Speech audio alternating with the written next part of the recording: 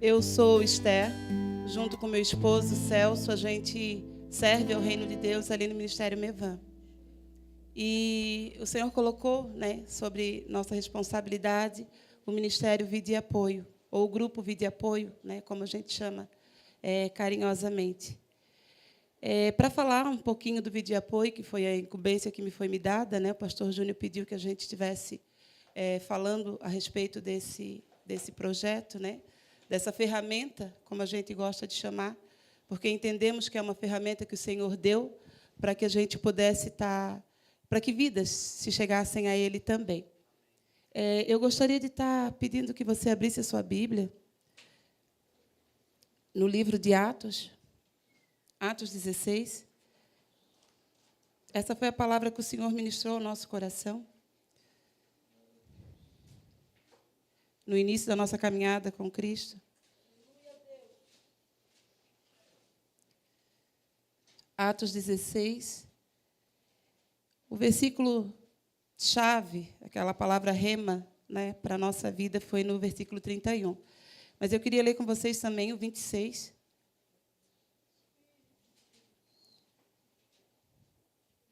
No 26 fala assim: de repente, sobreveio tamanho terremoto que sacudiu os alicerces da prisão. Abriram-se todas as portas e soltaram-se as cadeias de todos. Logo no 31 fala assim: crê no Senhor Jesus e serás salvo tu e a tua casa. Amém? Todos conhecem essa palavra, falando de Paulo e Silas.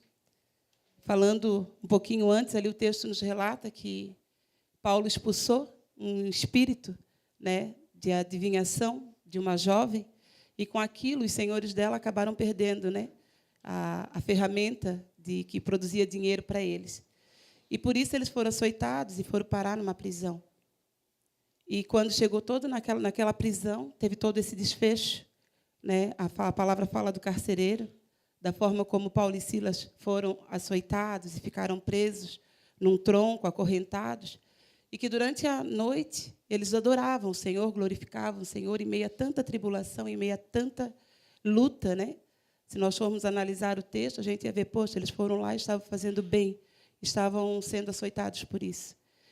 E, quando a palavra de Deus me chama muita atenção, quando fala ali no 26, que, de repente, sobreveio tamanho terremoto que sacudiu os alicerces da prisão, e abriram-se todas as portas e soltaram-se as cadeias de todos.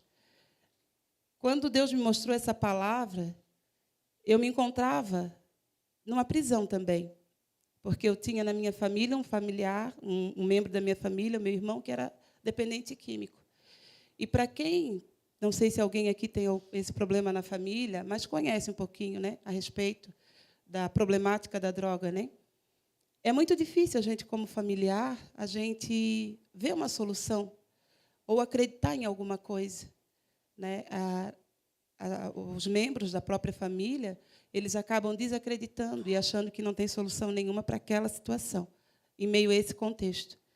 E, quando o Senhor começou a ministrar o meu coração, a falar, lá no ano final de 2008, começo de 2008, não, desculpa, de 1998, que foi quando o SOS teve início,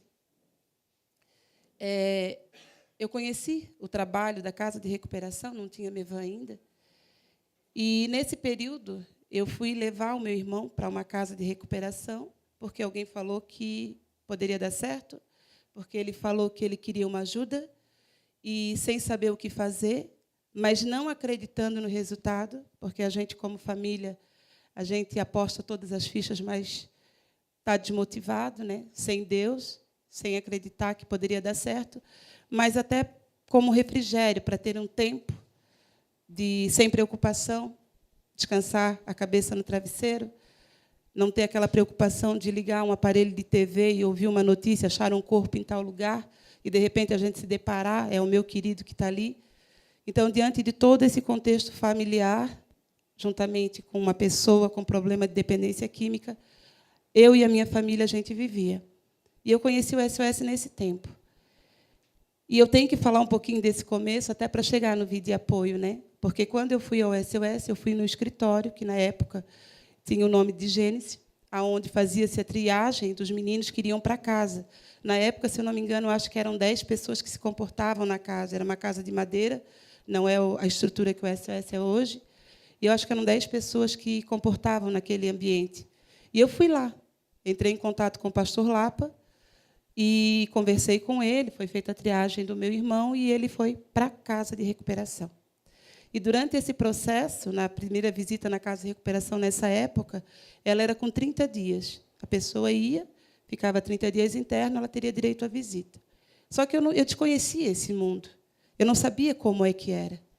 Eu me criei num lar evangélico, minha mãe era cristã, nesse período da época do meu irmão já falecida, e eu, durante um período da minha vida, eu segui os caminhos do Senhor dentro daquilo que eu achava que era correto.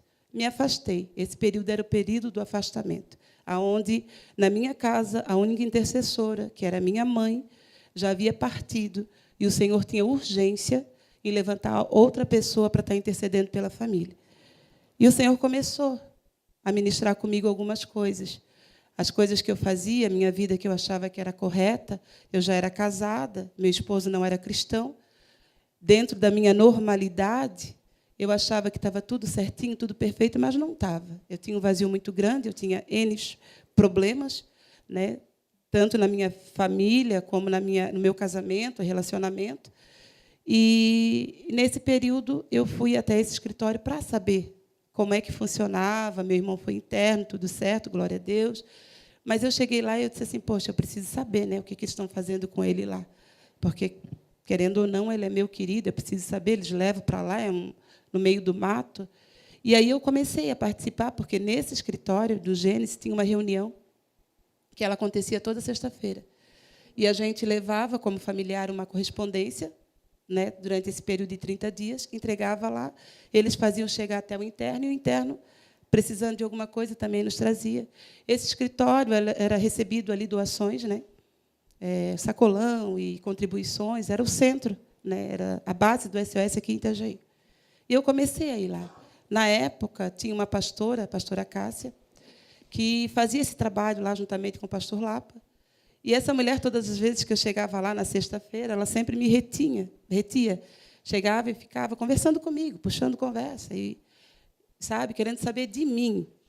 Só que, às vezes, eu saía de lá um pouquinho chateada, porque eu disse assim, poxa, vem aqui, essa mulher toda vida fica perguntando a meu respeito, quer saber da minha vida.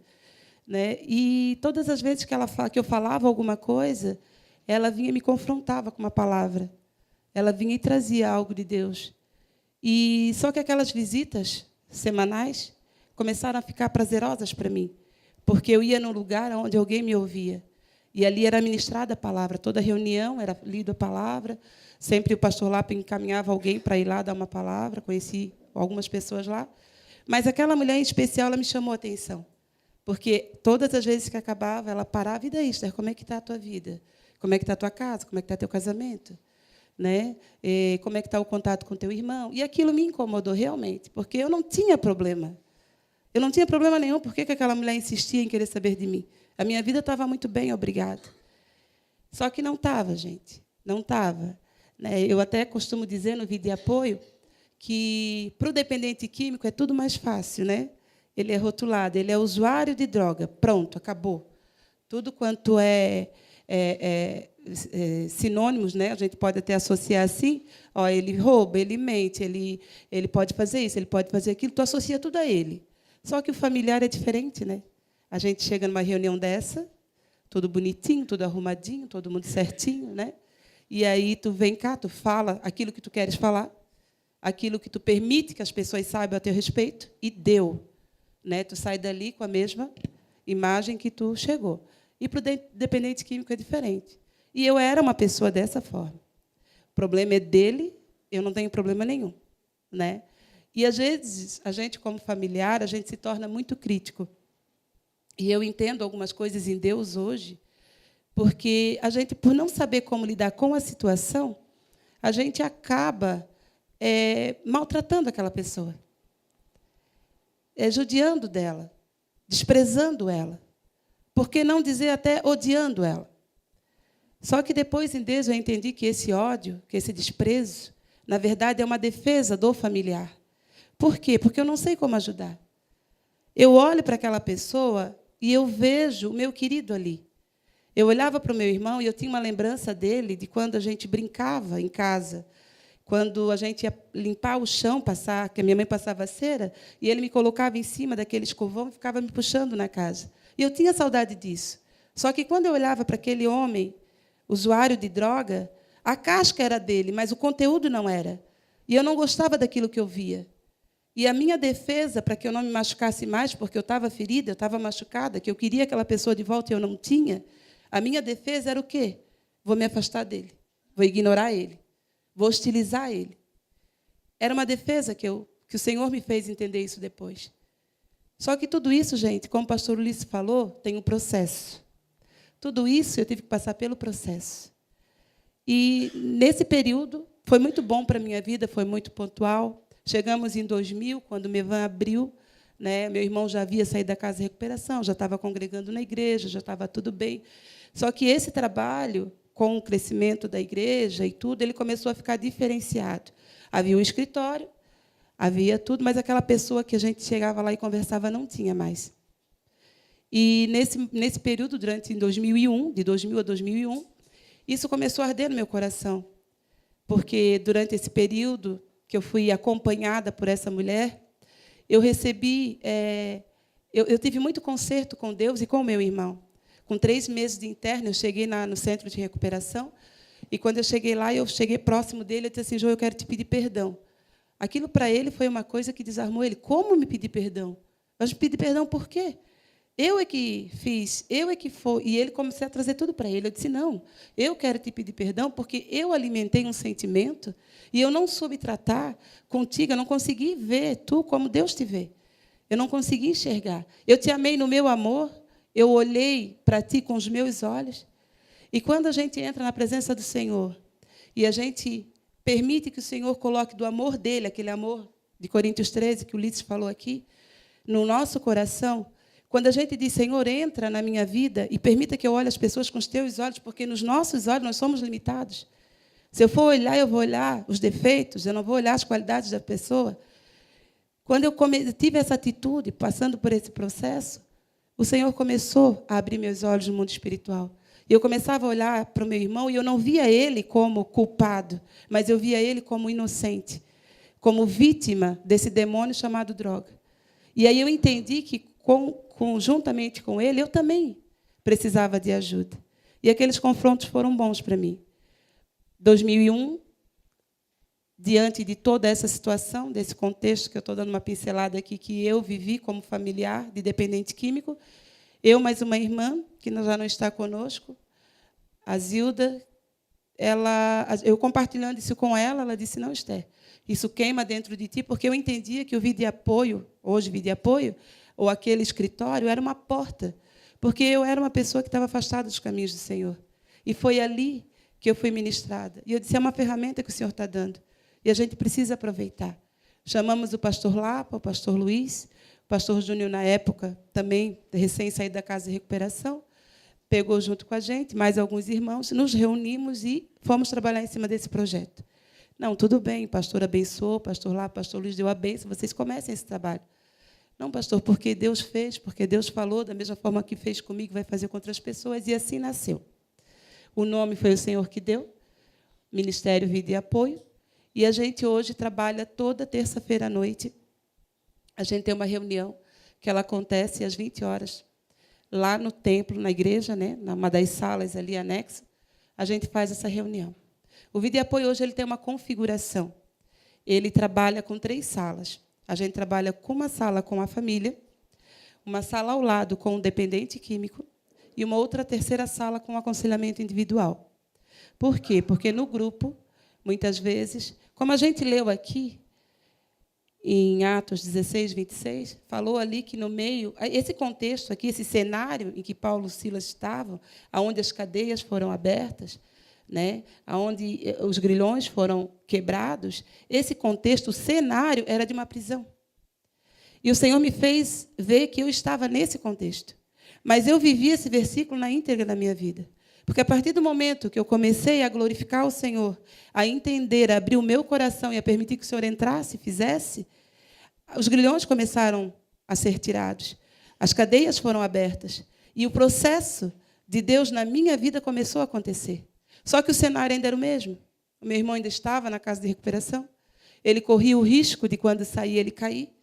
Eu estava dentro daquele cenário de prisão. Só que eu criei nessa palavra. Eu criei nessa palavra. E eu comecei a pegar a Bíblia, porque a Bíblia é um espelho.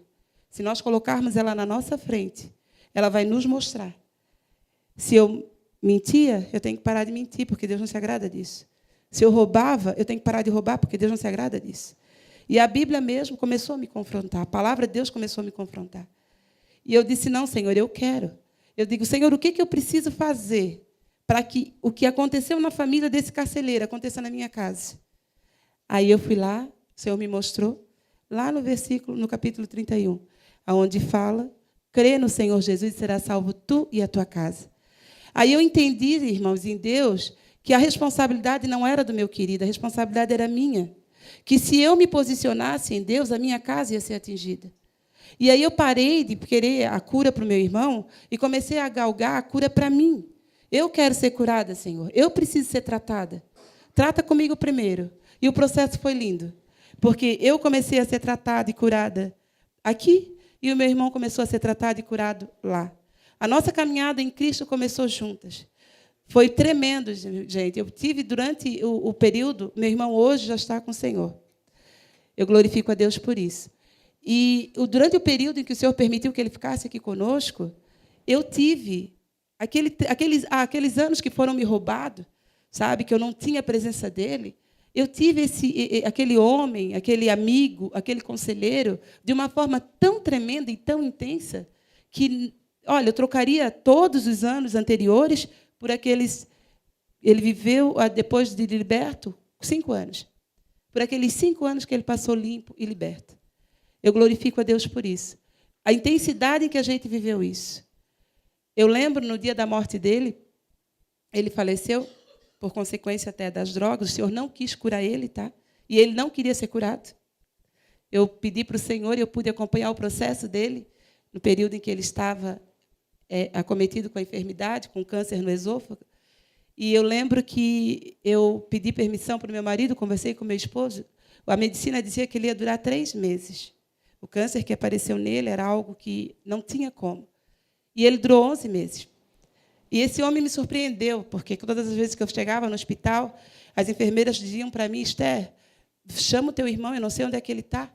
Eu disse, por quê? Não está no quarto? Não, não está, está na hora da medicação dele. Aí eu saía para o hospital procurando. Quando eu chegava lá, ele estava lá, ministrando, lá na outra ala, lá numa velhinha, e um senhor, e não sei o quê. E eu dizia, João, o pessoal está atrás de ti, deixa eu falar. Era só o que ele dizia para mim, deixa eu falar. E ele sabia que ele ia partir. Ele falou para mim, Esther, eu sei que Deus não tem um propósito de cura na minha vida, mas eu também não quero mais viver aqui. Porque se eu viver aqui, eu correr o risco de amanhã ou depois eu sair desse lugar em que o Senhor me colocou, eu não quero mais. E ele tinha passado pelos processos dele. Ele tinha passado também pelo tempo dele. Ele era uma pessoa que hoje a gente ouve falar em o pastor Ulisses, pastor Júnior, pastor Lapa, alguns irmãos aqui que acompanharam a trajetória dele. Hoje fala muito, né, na presença de Deus e chapação. Ele ia para o monte, gente, ele amanhecia lá.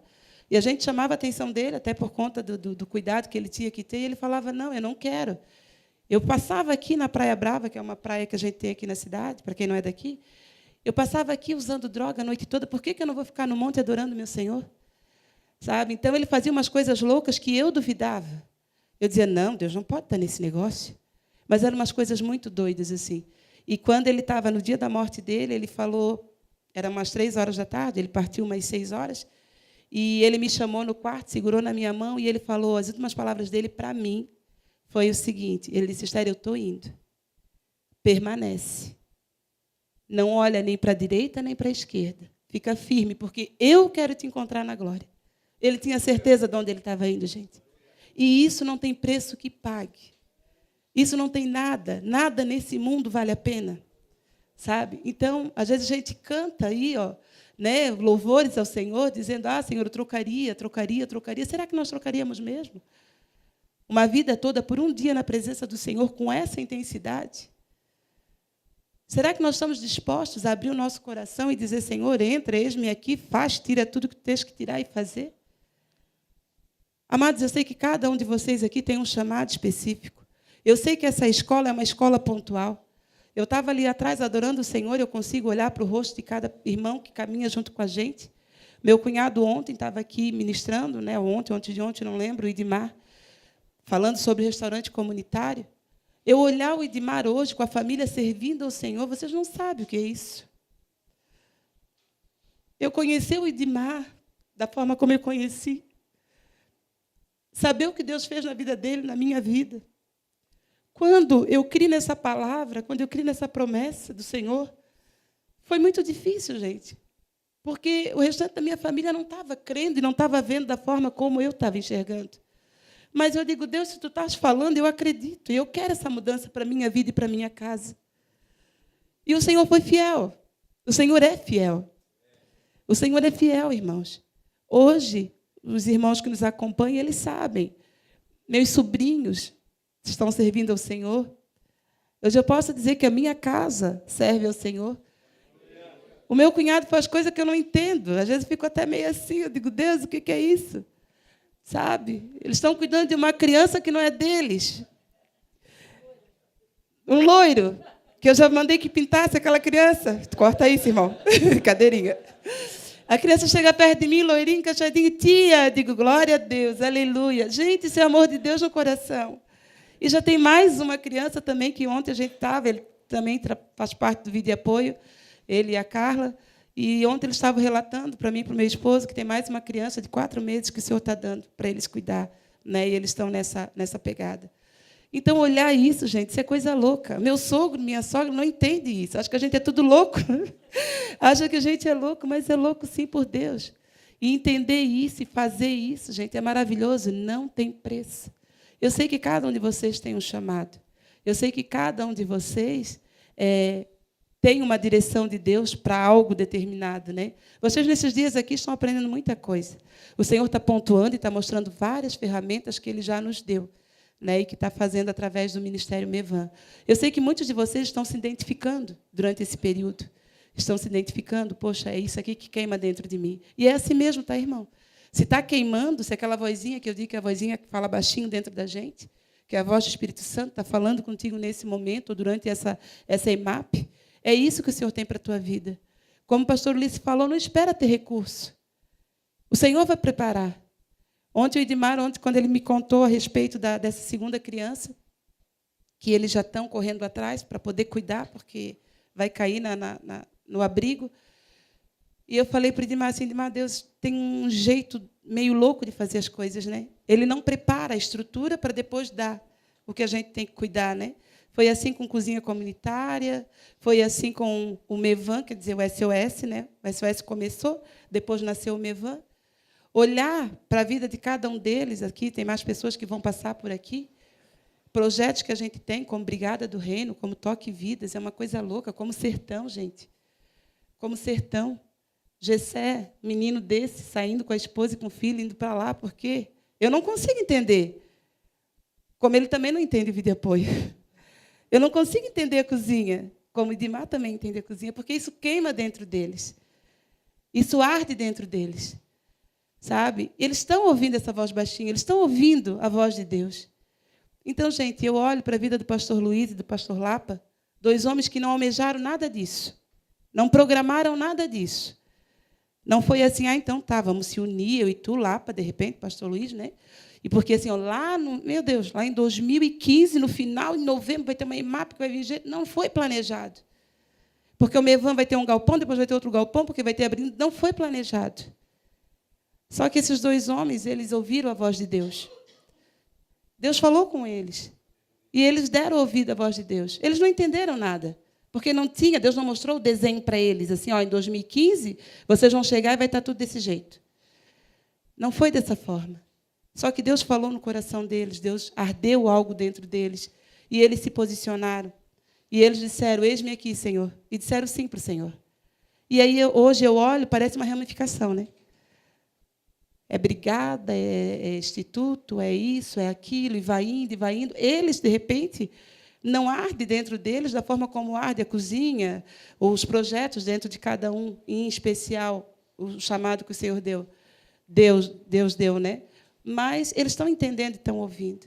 Eu acho que esse é o nosso papel, de ouvir a voz do Senhor e dizer, sim, Senhor, eis-me aqui. Eis-me aqui, Senhor. Usa-me a mim. Amém? Eu gostaria de estar mostrando para vocês algumas fotos. A gente não tem muito material, até porque a gente guarda. O pessoal lá do vídeo de apoio, eles não gostam.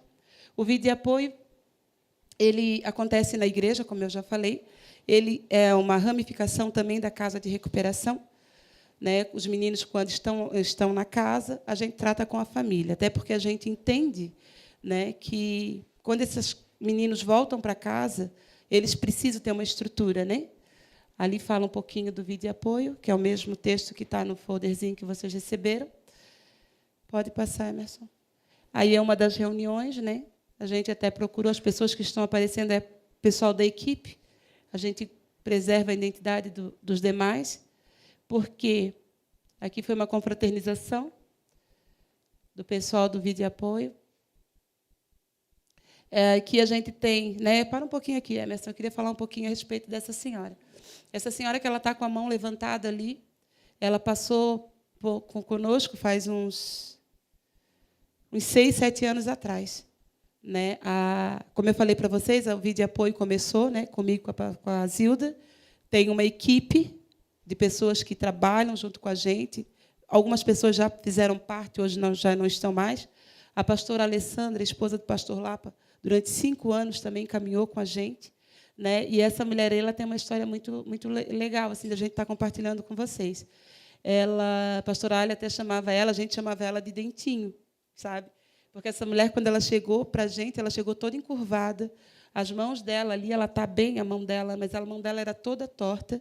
Ela tinha um filho com dependência química, que era dependente químico, mas ele nunca foi para a nossa casa de recuperação. E essa mulher, ela veio, soube do vídeo de apoio e veio participar do vídeo de apoio.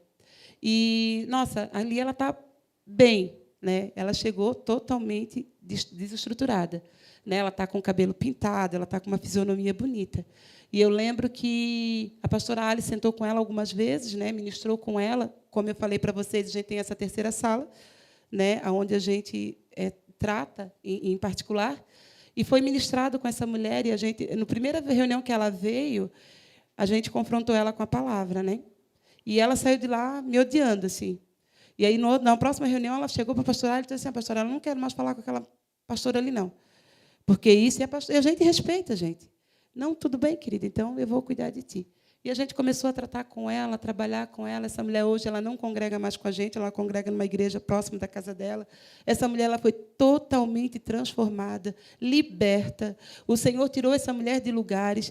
Ela teve um dia que ela estava no culto, o pastor Luiz chamou as pessoas na frente, ela andava encurvada, foi orada, a coluna dela ficou, hoje a postura dela é correta. Então, a gente viu o milagre, né? Esse aí é um dos casos, né? Que aconteceram no vídeo de apoio. E essa mulher ela não teve o filho interno na casa de recuperação. Né? Então, o vídeo de apoio ele é um trabalho que ele é aberto. Ele é aberto. E as pessoas, quando elas chegam para nós, não tem um pré-requisito, tu tens que ser cristão, tu tens que ser isso, tens que ser aquilo. A gente está com os braços abertos para receber. Nós temos pessoas hoje na nossa sala que são espíritas. Né? Só que, quando eles chegam ali, o que é que a gente fala para eles? Olha, placa de igreja não salva ninguém. Mas nós cremos na palavra de Deus. E perguntamos para elas, vocês acreditam em Deus? Acredito. Ótimo. Era tudo que a gente precisava saber.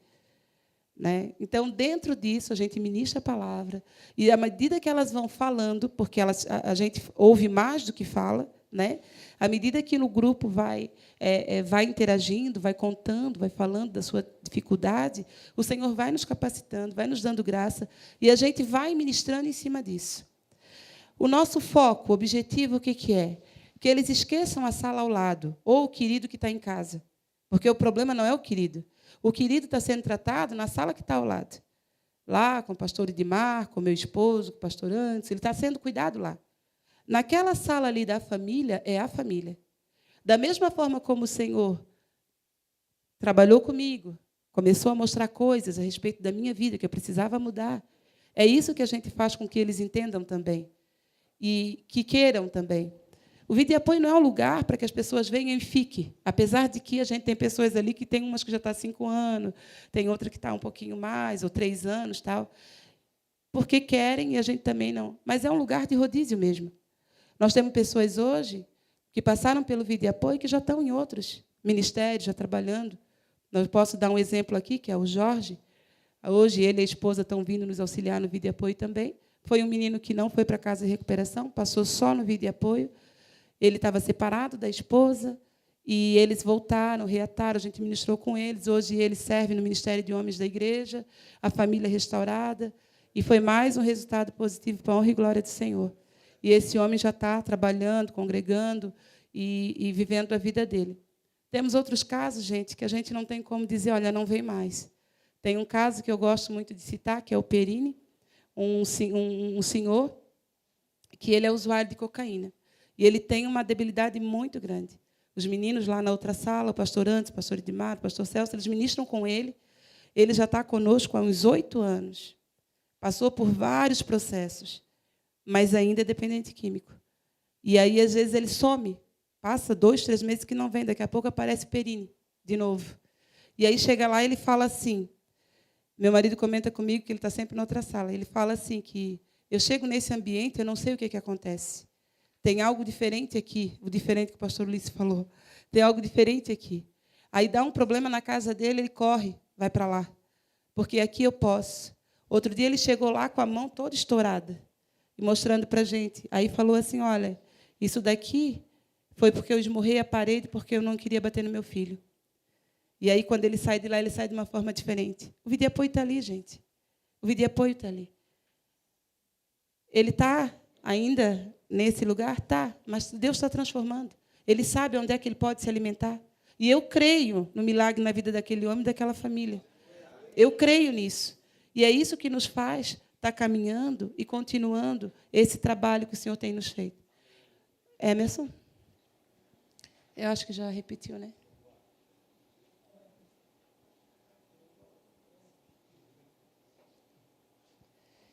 Essa é a equipe atual, né? Pessoal que está no Vida e Apoio. E esse é o nosso versículo-chave, esse é o tema, é a palavra rema do Senhor, é a promessa do Senhor para a minha casa, para a casa de cada um de nós e para esse ministério chamado Vida e Apoio. A gente tem N testemunhos, eu acho que daria para escrever um livro de tantas histórias durante esses quase 15 anos, né, que a gente tem de Vida e Apoio. Se fôssemos relatar tudo, né, no início da nossa caminhada, a gente foi menino também, né? Aprendeu muito com Deus. No nosso início de Vida e Apoio, até o diabo vinha, gente. Toda reunião tinha um processo. Toda reunião tinha um processo. Aí, um dia, eu e a Zilda não aguentávamos mais, porque a gente tinha um cuidado, né? Que a gente não quer... é uma igreja, tens que te converter. E a gente tinha pessoas ali que não entendiam. E o diabo começou a vir na nossa reunião, a gente não sabia por quê. A gente estava orando, e o diabo chegava. E um dia a gente chamou o pastor Lápio, o pastor Jacques, e disse, gente, tem alguma coisa errada, não pode. Mas o problema era nós mesmos, era a coordenação, como diz o pastor Ulisses, né? Porque a nossa fé alcançava até um tanto. Eu lembro de uma situação muito engraçada, né, que foi até com a Zilda, e eu sentei para conversar com uma mulher, e a gente se reunia na igreja mesmo, porque a gente não tinha salas ainda. Então, ela ficava com um grupo aqui do Vida e Apoio, e a mulher queria conversar em particular, mas era no mesmo ambiente. E aí eu vim para o outro lado, sentei, cadeira, assim, em frente com a mulher, e a mulher começou a falar. Daqui a pouco eu olhei, gente, a mulher estava transformada. Regalou o olho, assim, e foi muito interessante, porque a gente estava aprendendo algumas coisas também, né? E falavam para a gente, nessa época, que a gente não podia expulsar o demônio sozinho. Tinha que ter outro junto, que era para interceder, umas coisas assim que a gente aprendia. No começo, gente, nos perdoa. Então, e diante de tudo aquilo, a gente começando também, eu disse, meu Deus, e agora o que eu faço? Só que eu lembrei na hora, a mulher estava com o braço, né, assim, e eu peguei, já repreendi, realmente, o Senhor amarrou o valente ali porque ela não conseguia soltar. Eu acho que a vontade dela era me avançar, mas ela não podia. E eu, de longe, fazia sinal para a Zilda, porque eu tinha aquilo na mente, a religiosidade, aquela coisa errada toda, que eu tinha que ter alguém para auxiliar, não podia expulsar o demônio sozinho. E eu, de longe, eu fazia. E a irmã Zilda, né? Quem conhece, uma bênção, aquela mulher foi na nossa vida. E ela bem tranquila, gente, bem calma, bem serena. Estava abrindo a reunião e orando e falando com o Senhor, e estava florindo tudo, e aquela coisa. E ela ali, e eu lá, com aquele demônio olhando para a minha cara. E aí eu fazia sinal para ela, eu fazia, né? E ela, porque da onde ela estava, ela me via. E ela orando com o olho aberto, e eu fazia sinal para ela vir. E ela fazia assim e continuava. Fazia assim e continuava. Mas ela não estava entendendo, né? Isso é porque a gente tinha combinado que não era para alertar, porque as pessoas que estavam ali eram católicas, né? E a gente não podia. Aí, de repente, ela indignou-se lá, deixou o grupo, né, e veio perto de mim. Quando ela chegou próximo de mim, ela, o que foi? Eu disse, Zilda, olha. Ela, o que é? Eu disse, olha. Quando ela olhou, gente, ela deu um grito. Ai, meu Deus! Foi uma cena muito engraçada, gente. Foi uma cena muito engraçada. Mas eu louvo a Deus por esses momentos, porque aí a gente viu que o negócio estava ficando muito forte. Chamamos o pastor Lapa, o pastor Luiz, o pastor Jacques. Olha, não adianta. Então a gente vai mandar o Jacques para o vídeo apoio com vocês para ajudar, né?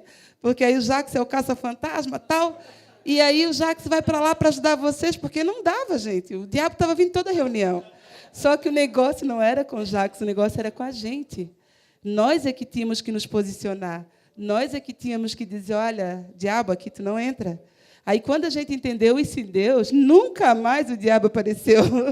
Nunca mais. Né? E hoje, e naquela época a gente nem tinha pessoas espíritas. Né? Hoje, a gente tem famílias que vão lá, que são kardecistas e tal. Né?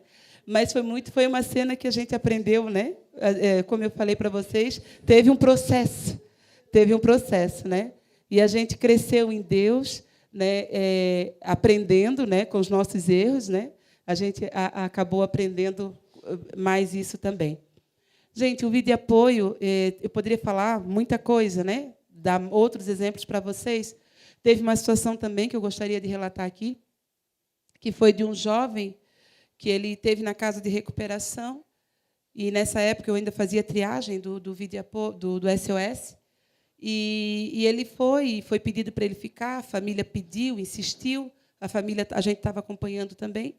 E esse jovem, quando chegou lá, ele disse, eu só vou ficar aqui se o meu carro ficar. Né? Só se o meu carro ficar. Eu acho que o pastor Lapa vai lembrar dessa história. E não tinha como, né? Até ninguém ia quebrar, deixar um carro ali, não tinha porquê.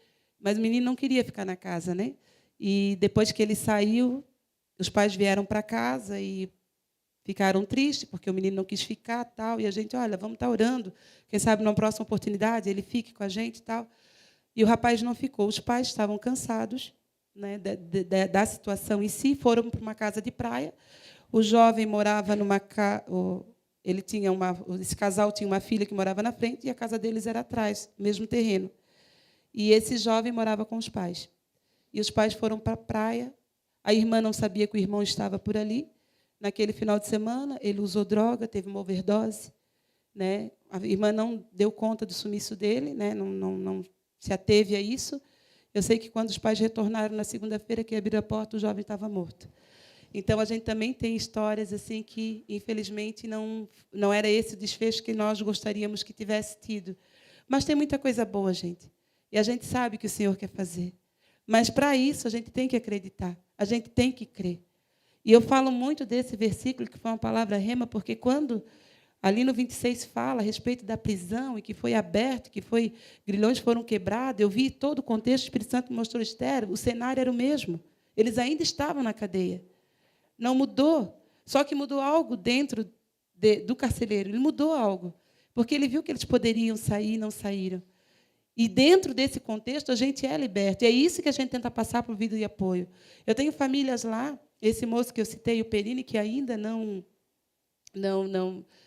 se rendeu, né, ao senhorio do Senhor Jesus. Ele é um homem com um coração muito bom. Ontem a gente teve um menino lá que estava na rua. Minha esposa até veio falando que o Perini queria levar ele para casa, para cuidar dele na casa dele.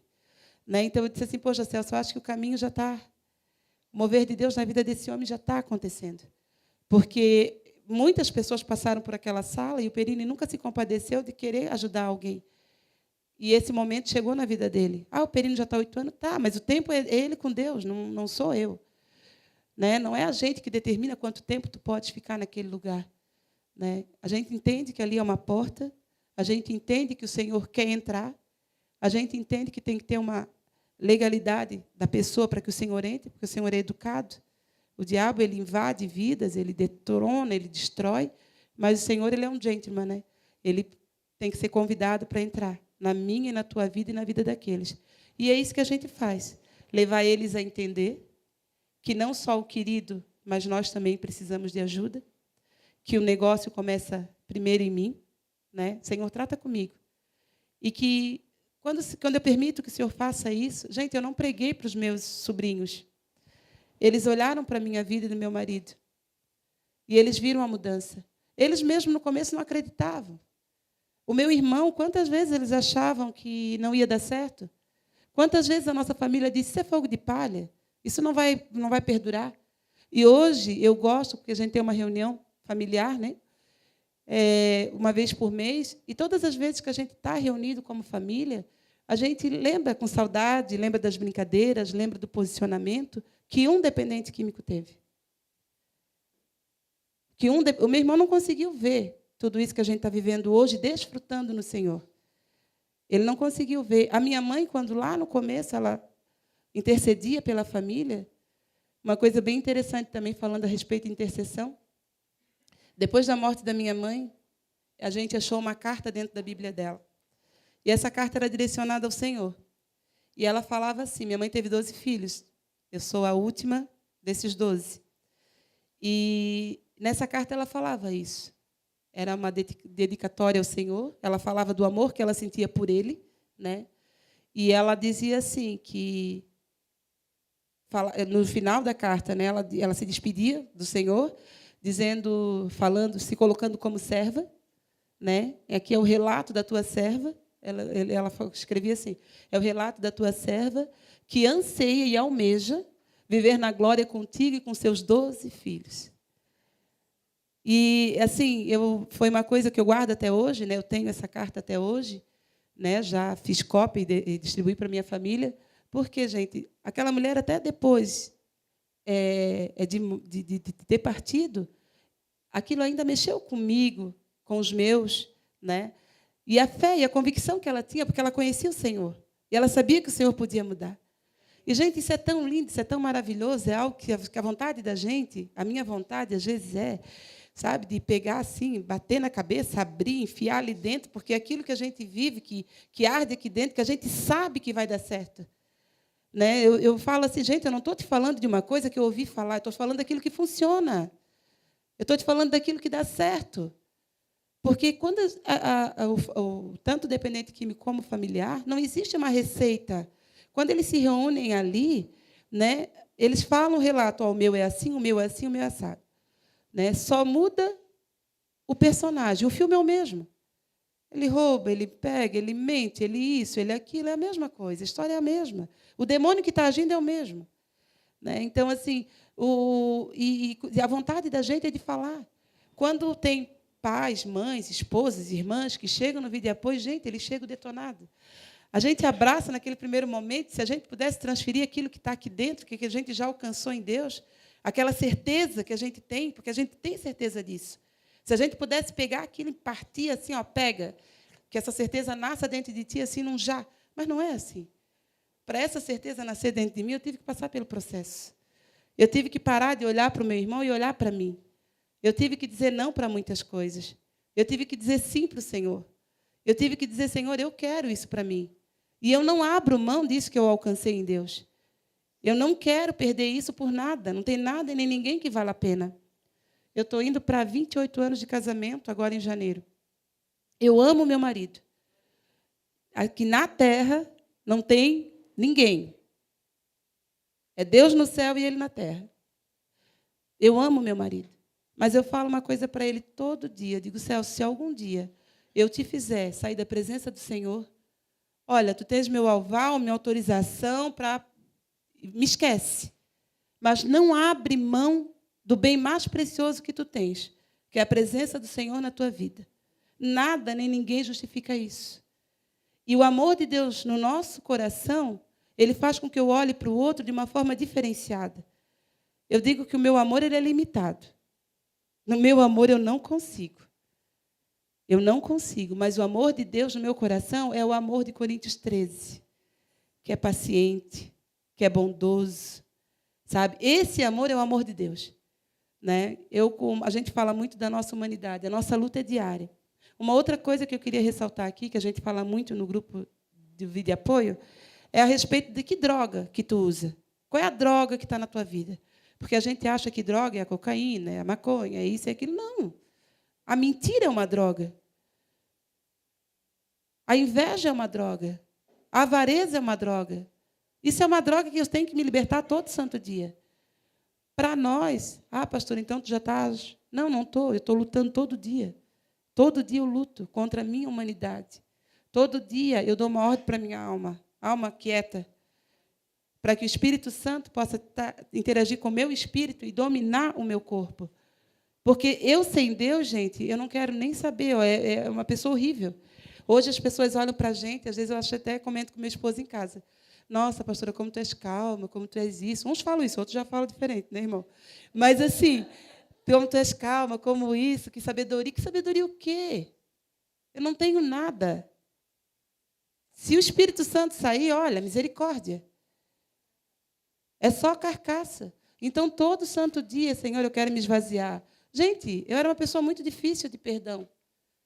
No mundo tinha um ditado que falava, faz a primeira, faz a segunda, faz a terceira. Eu comigo não era assim. Eu era faz a primeira, faz bem feito, porque não faz mais.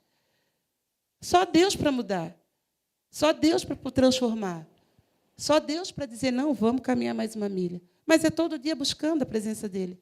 É todo dia indo para o lugar secreto e dizendo, Senhor, entra. Senhor, eu não posso. Senhor, está querendo vir de novo. Senhor, arranca isso de mim.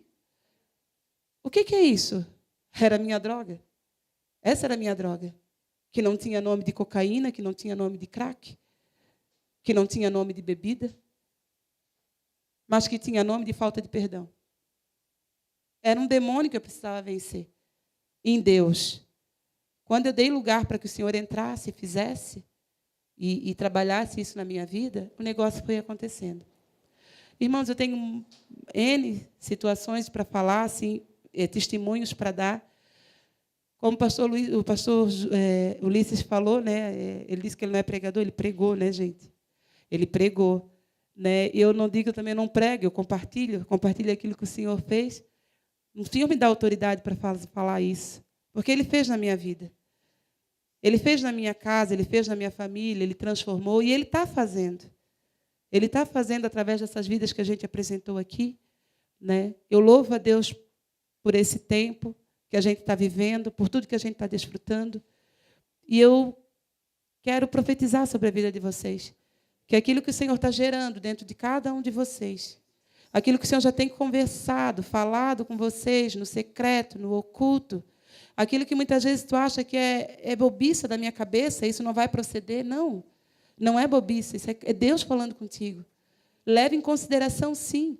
Busca no Senhor. Diz, Pai, é isso que tu queres que eu faça? Não fica olhando para a circunstância. O mundo espiritual ele é mais visível do que a gente possa imaginar. Né? Não olha para o natural. De repente, o natural, as pessoas que estão à tua volta não estão te dando valor, ou estão dizendo, não vai, que não vai dar certo. Não dê ouvido a essas vozes. E eu peço ao Senhor que todas as outras vozes na tua vida se calem hoje. E que tu ouça somente a doce voz do Espírito Santo de Deus. Porque o Espírito Santo ele é o melhor educador, ensinador que cada um de nós pode ter. E durante muito período da minha vida, foi o Espírito Santo que me direcionou. Até hoje tem sido assim. Até hoje eu tenho que ir para o secreto e dizer, Senhor, o que tu estás sinalizando, o que tu queres que eu faça? Qual é a direção que tu estás dando para esse momento?